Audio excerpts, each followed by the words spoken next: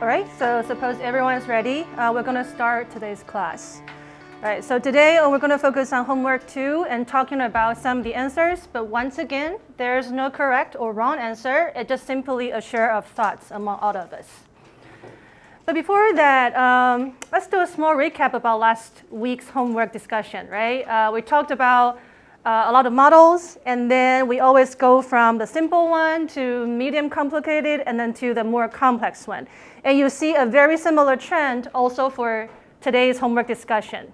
And why we're doing that? So one of the purposes to do this is we want to select the appropriate model.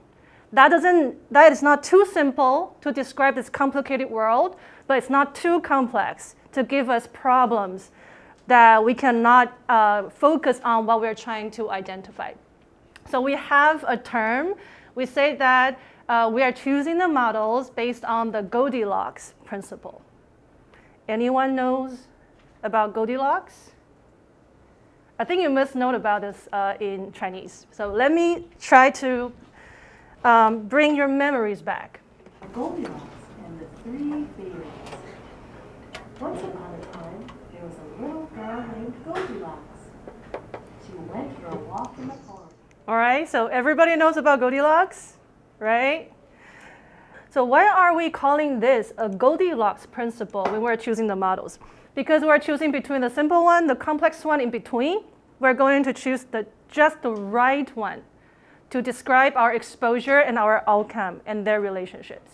So a very quick review of last week's homework discussion. We focus on the exposure concentration, which has not yet entered the human body. And to describe, so we start from a single person or a single worker. For the distribution, we talked about how we can use mean or standard deviation or GM or geometric standard deviation to describe the distribution. The learning objectives for this week, I think it's very simple and actually easier than last time.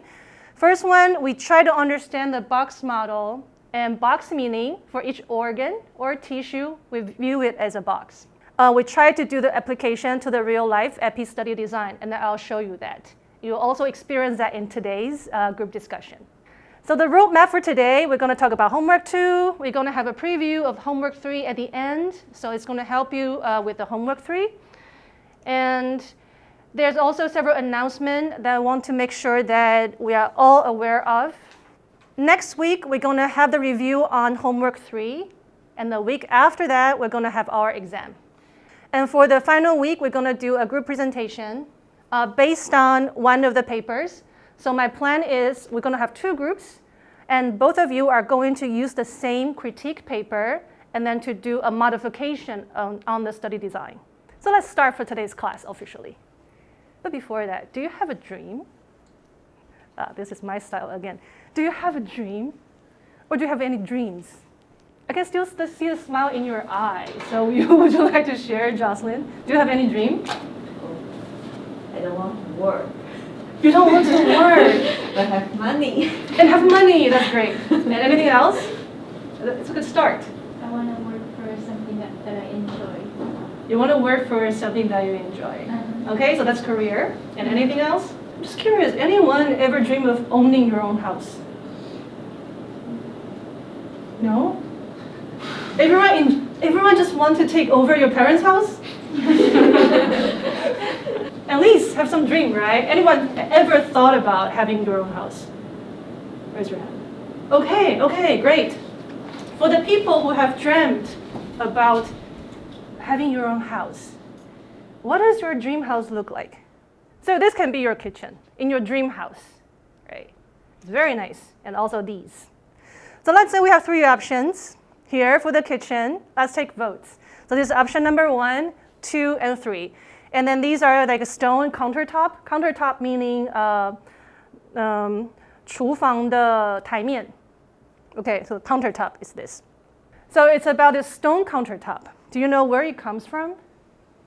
Probably never thought about it, right? It just, it might be the stone from the east part of Taiwan or imported from Italy, and then it comes to the manufacturer, and then it's going to be magically appear on my kitchen as my countertop.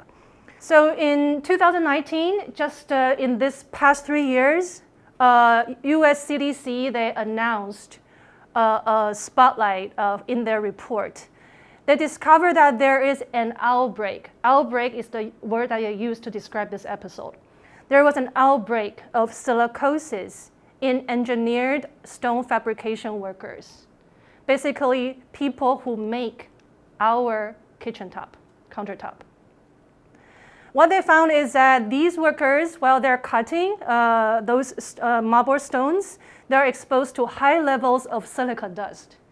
And then once they're inhaled into their lung, the disease is incurable. So basically, you cannot reverse the process. And then the severity is within 4 states. They found 18 cases, and 2 of them died. So what does that tell you? 2 people died because they were making this beautiful kitchen countertop in somebody else's dream homes. In Taiwan, what is our history? We share the fair history of silicosis compared to many other countries. So any locations you can think of where in Taiwan are especially linked to silicosis in the past? Like our grandparents' generation. Well, sorry, my grandparents' generation, your great-grandparents' generation. 九份. And then anywhere? That region? 九份. Hualien. What is more recent? So we hold on to your thought. Have you ever been to Pingxi? What do you do in Pingxi? Sky lantern. And what else do you do there? Do you know they have a mining museum in Pingxi? In Shifeng? Yeah, I think so. So you go take the rail, and then you have this sky lantern, and on top of it, you write your dreams. I'm going to Johns Hopkins, and then out there you go to be. No. You didn't do that? I can't do that. Okay. We're going to start our group discussion very soon, but let me just go over some of the questions now. For the first question, the simple cumulative, we consider exposure to the silica dust. All right, and then by pressing F9, you can do the simulation. So let's say if we can change the GSD of exposure, then we can see a very different number of peaks. So the first question is, do you think the presence of peaks can affect the accumulation of damage?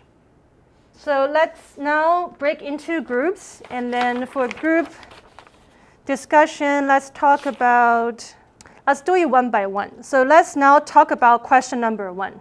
How are you going to take turns and present the questions later? Paper, rock, scissors. Go ahead, please.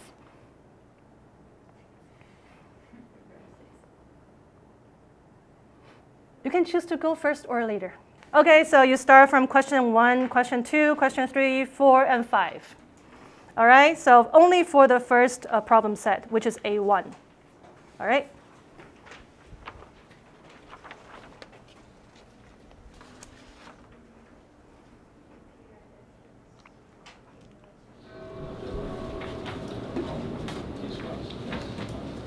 So do you see their CV to show that they are?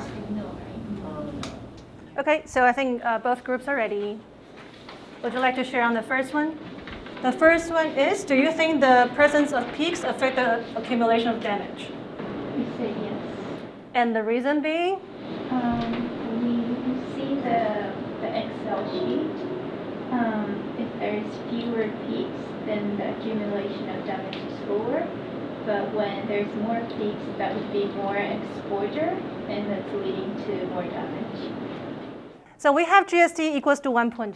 I also did a simulation for GSD equals to 3. By using GSD equals to 1.5, actually can't really see much of the peaks. So it's really hard to answer this question if you set the GSD equals to 1.5.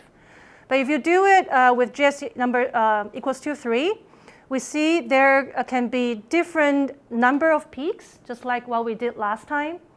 But also some of the peaks seems to be quite crazy. right? Take this one, for example, if you have a crazy peak for exposure, then the damage will automatically elevate or go higher, and then it's going to contribute to the final cumulative damage. Before you enter GSD equals to 1.5 and 3. Yes. And we found out both is equal to 2 when K damage equal to is 2. I make two figures, and one is GSD equal to 1.2 because I think the GSD more close to the 1, the distribution will more normally. Okay, excellent. So basically that's this figure, right? So let's move on to the model B. We understand the simple cumulative. Now we want to add one tissue compartment. So now we go back to the group discussion again, and then we can go through all these questions. But this time we're going to start from group B and then group A alternately. Question is, what would happen to the time? Please go ahead.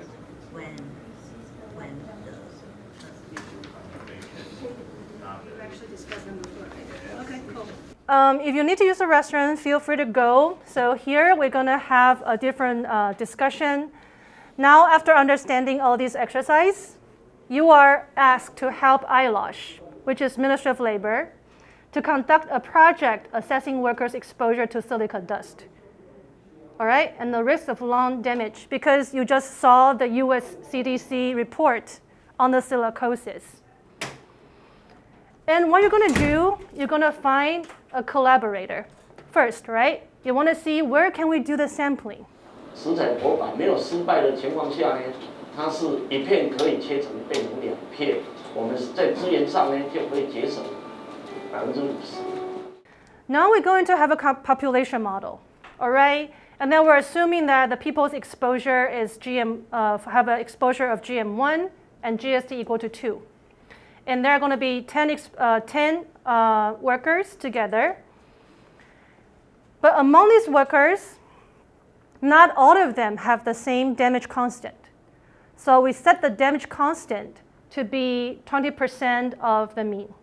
And supposedly, if silica exposure can cause lung damage, this risk should be the same among all these group of workers, assuming that this group of workers are similar enough and they're exposed to the similar exposure distribution. Lastly, I want to have some small reflection about this whole series of homework 2. I feel study itself is like a reversible proportional model. And why is that? You will keep studying, right? And then the knowledge is going to be stored somewhere in your head. But then you're also going to forget it, right? Forget about it, right? So the accumulation is kind of slow compared to your reading. And then once you stop studying, it's going to decay gradually. And then some of these things that is stored in your head, after you think about them, it becomes your actual knowledge. So there is a very long delay after you read, and then you can start really understand something and then try to store it. So I think learning is exactly the same process, probably due to the brain cells that we have. All right, so that's the homework set. And then we're running out of time, but let me just quickly guide you through. For your next homework set, I prepared a tutorial. So before you do your homework, just check on the tutorial. And what do I mean by that? This is already online, okay? And this will guide you through question by question how you can just follow the instruction and do homework 3. In homework 3, we're going to do discrete disease model simulation. And discrete disease meaning that you have the exposure, and then you have exposure threshold. Only the concentration that exceeds the threshold is going to give you a response. So based on this concept, we have a series of questions. This is probably this is going to be the easiest and the most straightforward homework. So you can try to do it early and then enjoy the discussion a little bit more. I think every time we finish this class, we need to have a bowl of candies.